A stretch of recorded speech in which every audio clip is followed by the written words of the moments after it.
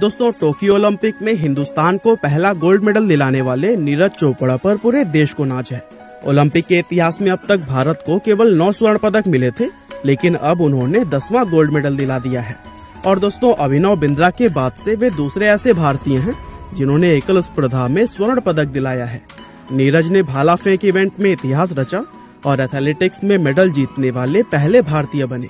अब दोस्तों, वैसे तो देश में क्रिकेटर्स के अलावा अन्य खिलाड़ियों को उतनी पहचान नहीं मिलती जितनी की मिलनी चाहिए, लेकिन नीरज चोपड़ा केवल 23 साल की उम्र में ही इतिहास रचकर सभी युवाओं के लिए प्रेरणा बन गए हैं। तो चलिए दोस्तों, हम जानते हैं कि आखिर कौन है नीरज चोपड़ा। दोस्तों, 24 दिसंबर 1997 को हरियाणा के खांदरा गांव में नीरज चोपड़ा का जन्म हुआ था। नीरज चोपड़ा गरीब किसान परिवार से आते हैं और 11 साल की उम्र में ही नीरज मोटापे का शिकार हो गए थे। उनका वजन बढ़ता हुआ देख घर वालों ने मोटापे को कम करने के लिए नीरज को खेल कूद का सहारा लेने की सलाह दी, जिसके बाद से वो वजन कम करने के लिए पानीपत के शिवाजी स्टेडियम में जाने लगे। और दोस्तों, एक आम भारतीय लड़के की तरह ही उनकी पहली पसंद भी क्रिकेट हुआ करती थी, लेकिन स्टेडियम में जेवलिंग थ्रो की प्रैक्टिस करने वाले खिलाड़ियों को देखकर उनके मन में आया कि मैं तो इसको और भी ज्यादा दूर फेंक सकता हूँ। और दोस्तों, यहीं से नीरज चोपड़ा के मन से क्रिकेट आउट हो गया और जेवलिन थ्रो ने एंट्री ली। और फिर सबसे पहले 2012 में एथलेटिक्स चैंपियंस में स्वर्ण पदक जीतने के बाद से नीरज ने 2016 में पोलैंड में हुए IAAF वर्ल्ड अंडर 20 चैंपियनशिप में 86.48 मीटर दूर भाला फेंककर गोल्ड मेडल जीता था।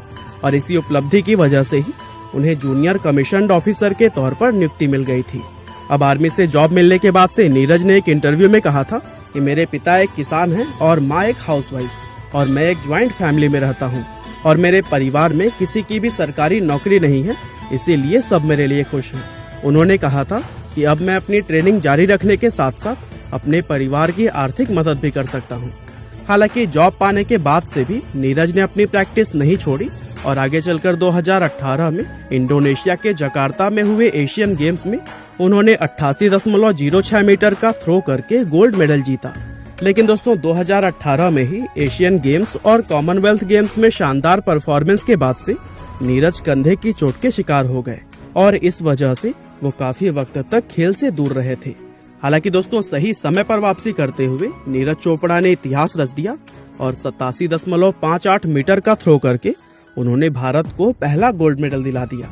और दोस्तों, इस तरह से गरीब किसान परिवार में जन्मे नीरज चोपड़ा आज हम सभी के लिए एक इंस्पिरेशन बन चुके हैं।